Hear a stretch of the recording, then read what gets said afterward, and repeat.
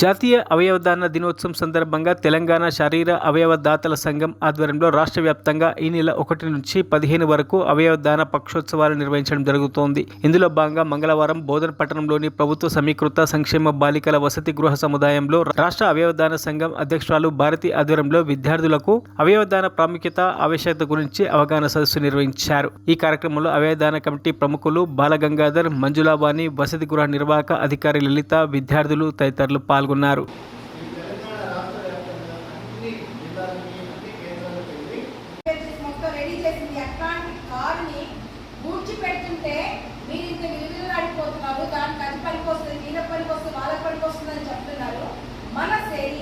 మన శరీరంలో ఎన్ని విలువైన పార్ట్స్ ఉన్నాయి అవునా? ఒక కిడ్నీ కానీ, కాలేయం కానీ, ఊపిరితిత్తులు కానీ, ఇవన్నీ ఏంటి? ఎంత విలువైన వస్తువు. మనకి save a life after your life. Save a life pass on it. Life is a gift. ఇంకొకటి కూడా మనం దూరం చేద్దాం మానవత్వంతో అడుగులు గుడ్.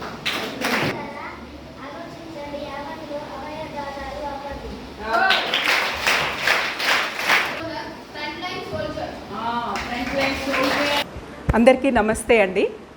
మేము ఈ నెల 1 తారీఖు నుంచి కూడా 15వ తారీఖు వరకు కూడా అవయవదాన దినోత్సవ పక్షోత్సవాలు మేము నిర్వహిస్తూ ఉన్నాము. ఇందులో భాగంగా మొదటి రోజు 2వ తారీఖున ప్రారంభ కార్యక్రమం అనేటటువంటిది మేము బోధనలోనే నిర్వహించడం జరిగింది.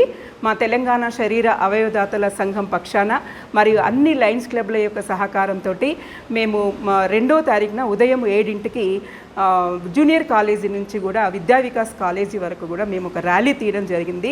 ఆ ర్యాలీలో అవయవదానానికి సంబంధించినటువంటి స్లోగన్స్ ఇస్తూ అక్కడ దాకా వెళ్ళి అక్కడ మరియు ఒక అవగాహన సదస్సు అనేటటువంటిది మేము నిర్వహించడం జరిగింది. అందులో లయన్స్ క్లబ్ మిత్రులు మరియు మా అవయవదాన సంఘము తెలంగాణ సంఘం యొక్క సభ్యులు మరియు విద్యార్థులు కూడా పాల్గొనడం జరిగింది. ఇందులో మా యొక్క ప్రధానమైనటువంటి ఉద్దేశం ఏంటంటే రక్తదానం గురించి, నేత్రదానం గురించి అందరికీ కూడా ఒక అవగాహన అనేటటువంటిది ఉంది.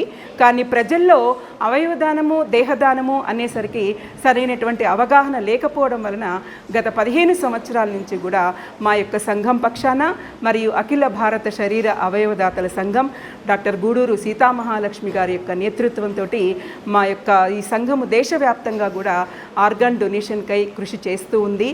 ఈ మధ్యనే సెంట్రల్ గవర్నమెంట్ కూడా ఒకటి డిక్లేర్ చేయడం జరిగింది. ఏంటంటే అది ఆర్గాన్ ట్రాన్స్ప్లాంటేషన్లో మన తెలంగాణ ఫస్ట్. మరిన్ని అప్డేట్స్ కోసం మా ఛానల్ని సబ్స్క్రైబ్ చేయండి.